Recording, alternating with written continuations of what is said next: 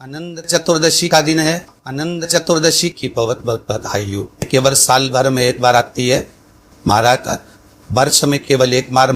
जब अनंत चतुर्दशी के दिन गणेश जी उठे तो ये तुम्हारा भाव है कि तुम इनको दिल से विदा भी अच्छे से करना। और आज जैसे गणेश जी आपने दिल से, हृदय से, चित्त से, वृत्ति से भगवान का सिंहासन लगाकर, दिए जलाकर, स्वस्तिक बनाकर, बिंदी लगाकर आपने जैसे गणेश जी को विराजमान करा है, शिव महापुराण कहती है जब अनंत चतुर्दशी के दिन गणेश जी उठे तो ये तुम्हारा भाव है कि तुम इनको दिल से विदा भी अच्छे से करना। उठाया, पानी में फेंक रहे हो, ऊपर पुल से नीचे डाल रहे हो, कहीं निशाना मारकर फेंक रहे हो, ये गणेश जी का भाव नहीं। गणेश जी को जल में विसर्जन किया तो आपके मन में एक प्रश्न तो खड़ा होगा, आया तो होगा कि गणेश जी के 10 दिन तक बिठाओ, नित्य पूजन करो, ने पाठ करो, ने अर्चना करो, ने 10वें दिन इनके विसर्जन कर दो और वो भी पानी में कर दो। पानी में विसर्जन करो तो ये कहां लिखा कि जल में विसर्जन करो?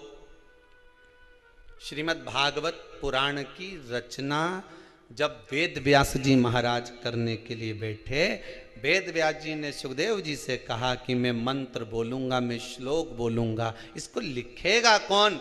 तो सुखदेव जी ने बोला गणेश जी से विनती करो। गणेश जी से कहा कि आप लिखोगे? गणेश जी बोले मैं लिखने को तैयार हूं, पर बोलते बोलते तुम रुक गए तो मैंने भी लिखना छोड़ दूंगा, उसके बाद मैं भागवत को विराम दे दूंगा, मैं आगे नहीं लिखूंगा। अब वेद व्यास जी बड़े चक्कर में पड़ गए, क्या करें? तो गणेश जी से कहा मेरे श्लोकों में कुछ गड़बड़ी हो सकती है, उसमें से गलती को छांटना पड़ेगा, फिर लिखना पड़ेगा। कितना सुंदर संबोधन श्री वेद व्यास जी ने कहा कि मैं जो श्लोक बोलूंगा आपको लिखने के लिए है, उसमें मैं कुछ गलती करूंगा, उस गलती को छांटना है, तब श्लोक लिखना है। क्यों कहा वेद व्यास जी ने ये बात? गणेश जी भगवान है, वेद व्यास जी कहते हैं मैं तो संसारिक मनुष्य हूं ना, गलती तो कर सकता हूं। गलती कौन करता है? जम के बोलो भगवान गलती करता है क्या? नहीं, गलती कौन करेगा? मनुष्य। गलती मानव करेगा, गलती मनुष्य करेगा। और गलती करने के बाद अगर हमसे अपनी जिंदगी में कोई गलती हो जाती है तो एक बार क्षमा मांगने में कुछ जाता है क्या? प्रणाम करने में कुछ जाता है क्या? निवेदन करने में कुछ जाता है क्या? नहीं। गलती हो गई मुझसे तो गणेश जी आप गलती को छांटना, लिखना। गणेश जी महाराज लिखने बैठ गए। लिखते लिखते लिखते लिखते 10 दिन हो गए गणेश जी महाराज को। शरीर में ताप पड़ने लगा गणेश जी महाराज के। वेद व्यास जी ने गणेश जी के हाथ का स्पर्श करा तो शरीर तो तप रहा था। वेद व्यास जी ने वहीं पर श्रीमद् भागवत के श्लोकों को विराम दे दिया। अब नहीं बोले। गणेश जी लिखते लिखते लिखते लिखते लिखते लिखते थक गए, ताप पड़ गया, शरीर गर्म हो गया। वेद व्यास जी ने कब करूं क्या? 10 दिन से लिख रहे हैं और शरीर पर ताप पड़ रहा है, करा क्या जाए? उन्होंने गणेश जी का हाथ पकड़ा, उठाया और कहा चलो प्रभु हमारे साथ में। वेद व्यास जी गणेश जी को ले गए और ले जाकर शीतल जल में श्री गणेश जी महाराज को बिठा दिया। गणेश जी को पानी के अंदर उनको विराजमान कर दिया कि अब आप ताप को थोड़ा ठंडा कर लीजिए।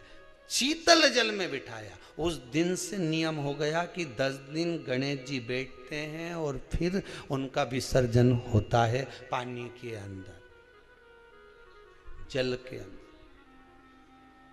शरीर का ताप मिट जाए। तो गणेश जी ने वचन दिया है वेद व्यास जी महाराज को, आपने मेरे ताप को मिटाने के लिए मुझे जल में बिठाया है।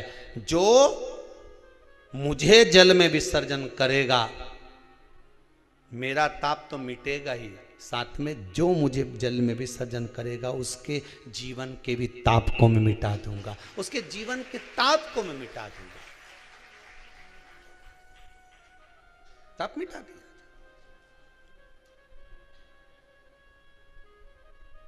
पर करो गणेश जी का विसर्जन, मना नहीं है हो, पर अच्छे से करो रे हो। अब मत छोरा छोरियों ने तो निशाना लगा है, वो हमारा गणेश जी जई रिया, और महाराज सबसे आगे पहुंचा तो इधर वाला ने इधर से फेंका, हो गया। ये हमारे धर्म की हंसी उड़ा रहे हैं, ये हमारे धर्म की हंसी है। को बचाने का प्रयास एक हिंदू ही कर सकता है। गणेश जी घर में बिठाओ, बिठाते हो सब लोग? जम के बोलो, ठीक है। फिर गणेश जी का विसर्जन भी करते हो, पर जहां गणेश जी बिठाओ,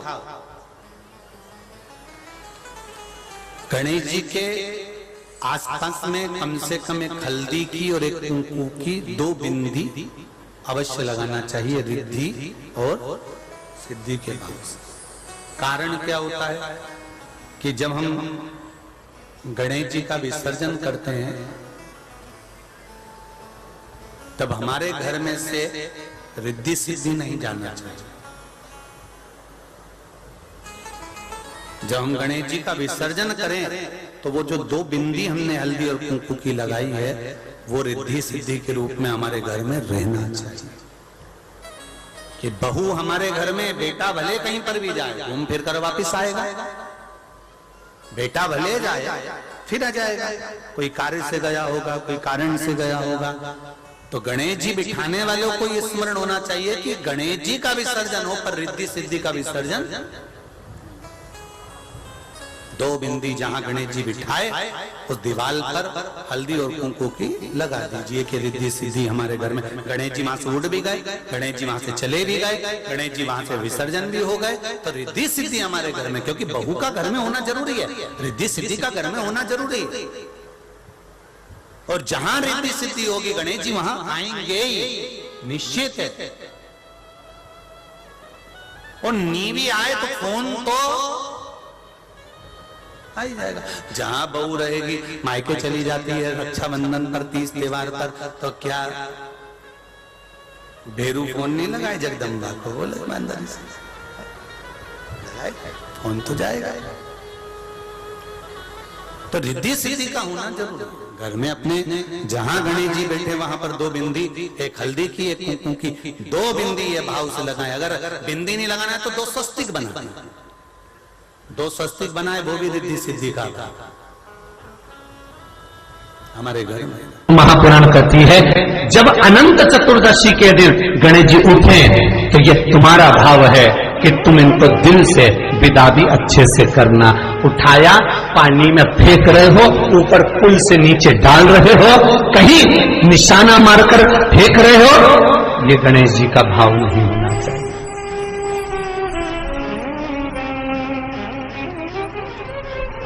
मैंने दिल्ली की दशा देखी है। एक बार 2 वर्ष पहले गणेश चतुर्थी के बाद दिल्ली में कथा थी और हमने देखा है कि पुल के पास में रोड के किनारे इतने गणेश की शायद हजारों लाखों गणेश जी पुल के किनारे पर रखे हुए थे। रोड के किनारे पर लोग वहां से चप्पल पहनकर जा रहे थे, गाड़ी लेकर जा रहे थे, सब चले जा रहे, गणेश जी, ढेर सारे गणेश जी। और फिर गुप्ता परिवार हमको लेने के लिए आया था उस समय पर स्टेशन पर। हमने गुप्ता जी से कहा जरा गाड़ी को रोकिए, आगे नगर निगम की गाड़ी खड़ी हुई थी, उसमें सारे गणेश जी को कचरे की गाड़ी में भरा जा रहा था।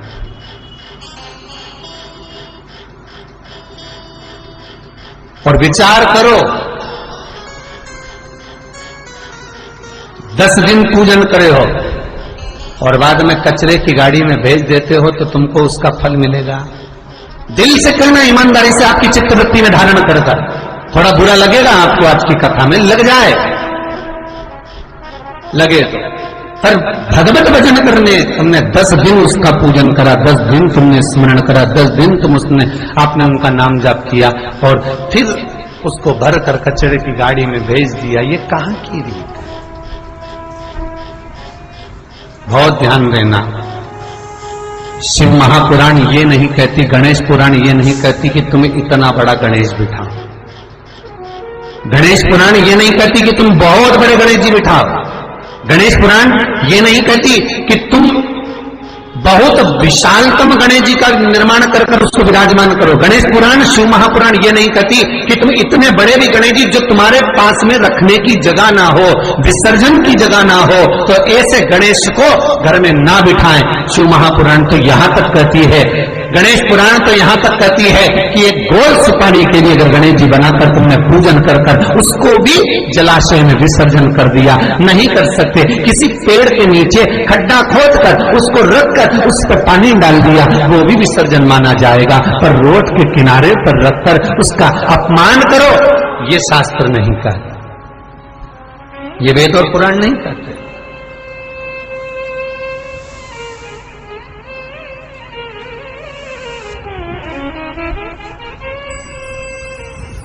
कहीं भगवान गणेश जी को मोटरसाइकिल पर बिठा रहे हो, कहीं भगवान गणेश जी को ऑटो पर बिठा रहे हो। उनकी मूर्ति बनाने वाला मूर्ति बनाता है तो कहीं ऑटो पर बना रहा है, कहीं मोटरसाइकिल पर बना रहा है, कहीं भगवान गणेश जी बुलेट चला रहे हैं। ये भगवान का अपमान है, ये भगवान का अपमान। अरे कितनी विशेष बात, कितनी विशेष बात शिव महापुराण के कुमार खंड में लिख दी श्री वेदव्यास जी ने। शिव महापुराण के कुमार खंड में श्री वेदव्यास जी लिखते हैं, वेदव्यास जी वर्णन करते हैं कि जिसके घर में भगवान गणेश की नृत्य की मूर्ति लगी रहती है, उस घर में जितने भी परिवार के लोग रहते हैं वो कहीं ना कहीं 24 घंटे काम में लगे रहते हैं, पर उनको शांति रत्ती भर की नहीं मिलती है। यहां तक का व्याख्यान शिव महापुराण करती है महाराज।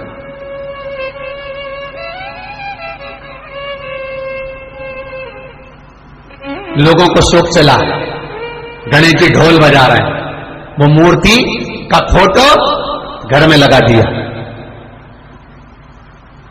घर में मूर्ति का फोटो लगा दिया कि गणेश जी ढोल बजा रहे हैं, गणेश जी नाच रहे हैं, वो मूर्ति का फोटो तुरंत घर में लगा दिया। वेदव्यास जी ने कुमार खंड के अंदर वर्णन करा, यदि देवता की अपमानजनक मूर्ति या स्मरण पूजन का भाव अगर कहीं लगाया भी जाता है तो उस घर में